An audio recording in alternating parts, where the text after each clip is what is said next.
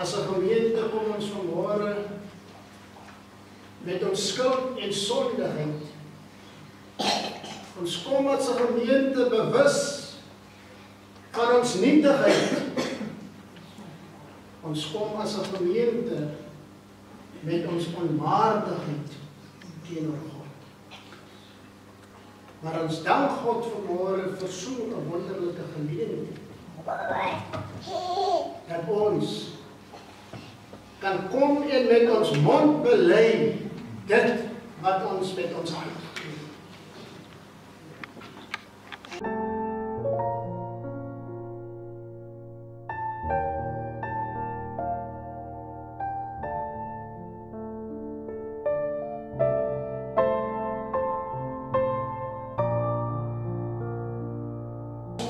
Here, as 'n gemeente en ons vra, Here, maak ons stil. Here, help ons dat ons nie pad in die lyding sal stap. En Here, wanneer ons kyk na die lyding wat U moes verduur in vergelyking met ons lyding, dan is dit so gering. Maar Here, hou ons trouw. Here, hou ons trouw. Want daar is 'n stryd wat ons moet stry om oorwinning te verkry. Hou ons trouw, Here. Hou ons trouw.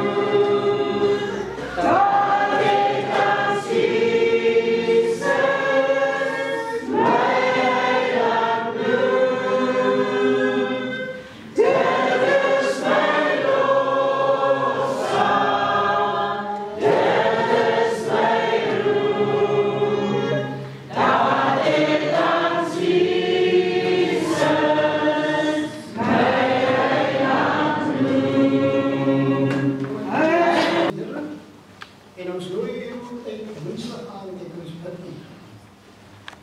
Ons nooi u, almal is welkom. Is nie net Sonja wat ons die pad saam met Jesus stap. Dis vir 40 dae wat hy die pad gestap het.